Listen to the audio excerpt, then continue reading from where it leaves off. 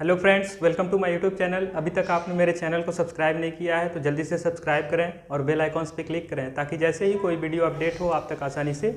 बौद्ध धर्म की बात करें तो बौद्ध धर्म के संस्थापक गौतम बुद्ध हैं, जिन्हें हम सिद्धार्थ के नाम से भी जानते हैं। गौतम बुद्ध का जो जन्म है वो 563 से 566 BC के मध्य माना जाता है। इनका जन्म स्थान लुम्बिनी रुमेनदेई, नेपाल में एक जगह रुमेनदेई है, लुम्बिनी में ही वहाँ स्थान इनका जन्म स्थान है। इनके पिता का नाम सुयोधन, ये कपिलवस्तु के शाक्यगढ़ के राजा थे। यानी कपिलवस्तु में एक शाक्यगढ़ का साम्राज्य था, वहाँ के ये क्या थे? राजा थे। इनकी माता का नाम महामाया।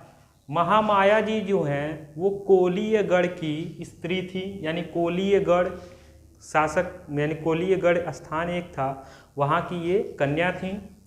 इनकी पत्नी राजकुमारी यशोधरा जी थी और इनके मौसी गौतमी और इनका पुत्र जो है वो राहुल। यानी इनकी पत्नी राजकुमारी यशोधरा जी हैं और इनके पुत्र राहुल हैं और इनकी एक मौसी भी थी जिनका नाम गौतमी है। इन्होंने गौतम बुद्ध जी ने ही 29 वर्ष की आयु में ही गृह का त्याग कर दिया था। यानी घर को छोड़ के ये 29 वर्ष के जब थे तभी चले गए थे और 35 वर्ष में घर छोड़ के चले गए और 35वें वर्ष में इन्हें ज्ञान की प्राप्ति हुई। मात्र 7 वर्ष में ही इन्होंने ज्ञान की प्राप्ति कर ली। ज्ञान की प्राप्ति इन्होंने बोधगया में निरंजना नदी के तट पर पीपल वृक्ष के नीचे, बोधगया में निरंजना नदी के तट पर पीपल वृक्ष के नीचे ज्ञान की प्राप्ति की थी। प्रथम उपदेश इन्होंने सारनाथ में 5 ब्राह्मणों को दिया था। गृह त्याग जब किए तो यह वहाँ पर महाभिनिष्क्रमण, इनके गृह त्याग को महाभिनिष्क्रमण कहते हैं। और इनके एक घोड़े थे, घोड़ा का नाम था कंथक। गौतम बुद्ध जी के घोड़े का नाम था कंथक, जो सफ़ेद रंग का था। इनकी मृत्यु 483 से 486 BC के बीच मानी जाती है और इनके मृत्यु को महापरिनिर्वाण कहा गया और इनके मृत्यु स्थान जो है वो कुशीनगर में है। यानी जन्म स्थान लुम्बिनी, ज्ञान की प्राप्ति हुई बोधगया में और मृत्यु हो गया कुशीनगर में। और कोई पॉइंट छूटा हो तो देख लीजिएगा। प्रथम उपदेश सारनाथ में। इनके नाम प्रतीक चिन्हों को भी बताया गया। इनके जन्म के नाम के प्रतीक चिन्ह कमल या सांड थे। इनके गृह त्याग के प्रतीक चिन्ह घोड़ा था और इनके मृत्यु का प्रतीक चिन्ह पीपल था। बौद्ध धर्म की शिक्षा की बात करें तो बौद्ध धर्म की शिक्षाओं में 4 आर्य सत्य के बारे में बताया गया है। वो 4 आर्य सत्य क्या है? दुख समुदाय, दुख निरोध गामिनी प्रतिपड़ा। दुख निरोध गामिनी प्रतिपड़ा में 3 बातों पर चर्चा है: प्रज्ञा, शील और समाधि। प्रज्ञा ज्ञान से संबंधित, शील आचरण और समाधि एकाग्रता से संबंधित है। अगर आपको नोट करना है तो इसका स्क्रीनशॉट जल्दी से ले लीजिए। बौद्ध धर्म के संप्रदाय की बात करें तो 2 संप्रदाय थी, एक हीनयान और एक महायान। हीनयान संप्रदाय के लोग परंपरावादी थे जबकि महायान के सुधारवादी थे। हीनयान संप्रदाय मूर्ति पूजा के विरोधी थे और महायान संप्रदाय के लोग बुद्ध की मूर्ति बना के पूजते थे। यानी महात्मा बुद्ध की, गौतम बुद्ध भगवान की मूर्ति बनाकर पूजते थे। तीसरे पे बुद्ध को सिर्फ एक महापुरुष, यानी हीनयान के लोग सिर्फ एक महापुरुष मानते थे जबकि महायान के लोग बुद्ध को देवता की श्रेणी में रखते थे। हीनयान के लोग की भाषा पाली थी और महायान के लोगों की भाषा संस्कृत थी। बौद्ध धर्म से रिलेटेड सारे क्वेश्चंस, बौद्ध धर्म मतलब गौतम बुद्ध से रिलेटेड सारी चीज़ें हम लोग कवर कर लिए। अब बौद्ध संगीतियाँ, सबसे इम्पॉर्टेंट चीज़ जो है वो बौद्ध संगीतियाँ ही हैं। बौद्ध संगीतियाँ से रिलेटेड हर एग्जाम में क्वेश्चन पूछे जाते हैं।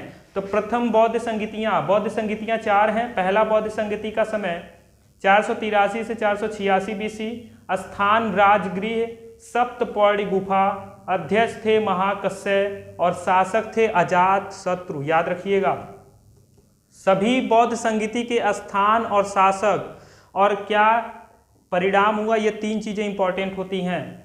तो अजात शत्रु शासक, परिणाम क्या हुआ कि 2 ग्रंथों का संकलन हो गया, एक सुत्त पिटक और विनय पिटक। इंपॉर्टेंट है दोनों। सुत्त पिटक के लेखक आनंद और विनय पिटक के लेखक उपालि थे। सुत्त पिटक का जो विषय था बुद्ध के उपदेश के, और विनय पिटक का जो विषय था संघ के नियम। दूसरी बौद्ध संगीति जो हुई उसका समय था 383 से 386 BC। स्थान वैशाली, अध्यक्ष सव्वाकामी या सर्वकामी, शासक कालाशोक, शासक थे कालाशोक। परिणाम क्या हुआ कि बौद्ध संघ में ही मतभेद हो गया। तीसरा बौद्ध संगीति, समय 250, 251 या 255 BC, तीनों दे याद रखिएगा। स्थान पाटलिपुत्र, अशोकाराम विहार, अध्यक्ष मोगलीपुत्र उपगुप्त, शासक अशोक थे। पूछा जा सकता है कि अशोक के शासन काल में कौन सी बौद्ध संगीति हुई थी, तो तीसरी बौद्ध संगीति। परिणाम क्या हुआ कि एक ग्रंथ का संकलन यहाँ भी हुआ, वो क्या था, अभिधम्म पिटक। अभिधम्म पिटक के लेखक थे मोगलीपुत्र तीस और इसका विषय था बौद्ध दर्शन। इसे जल्दी से स्क्रीनशॉट लेना तो ले लीजिए। फिर इसके बाद चौथी बौद्ध संगीति बचा है, उसे देख लेते हैं। चतुर्थ बौद्ध संगीति की बात करें तो समय ईस्वी की प्रथम सदी जो थी, यही चतुर्थ बौद्ध संगीति हुई थी। स्थान था कश्मीर कुंडलवन विहार, अध्यक्ष थे वसुमित्र और इस समय उपाध्यक्ष भी चुने गए थे अश्वघोष, इंपॉर्टेंट है अश्वघोष। चतुर्थ बौद्ध संगीति कश्मीर में, और शासक कनिष्क फर्स्ट। यानी पूछा जा सकता है एग्जाम में कि कनिष्क के समय में कौन सी बौद्ध संगीति हुई थी, तो आप बताएंगे चतुर्थ बौद्ध संगीति। इसका परिणाम देखा जाए तो बौद्ध धर्म जो है वो स्पष्ट रूप से दो भागों में बट गया, एक हीनयान एक महायान, जिसके बारे में चर्चा कर चुके हैं। एक बार और देख लेते हैं। हीनयान और महायान में बट गया। हीनयान वाले परंपरावादी थे और महायान वाले सुधारवादी। हीनयान वाले मूर्ति पूजा के विरोधी थे और महायान के लोग बुद्ध की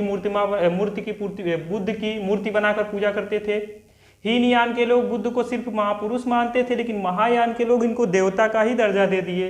हीनयान की भाषा पाली और महायान की भाषा संस्कृत। बौद्ध धर्म से बस इतना ही आपको जानना है, बहुत शॉर्ट टॉपिक है। अगर ये आप सारे क्वेश्चंस को कवर कर लेते हैं तो इससे बाहर कुछ नहीं आएगा, आप अच्छे से बीट कर जाओगे। आई होप आपको वीडियो अच्छा लगा हो, तो इसे जरूर शेयर कीजिए। Thank you so much for watching my YouTube channel. Screenshot लेना है तो ले लीजिएगा।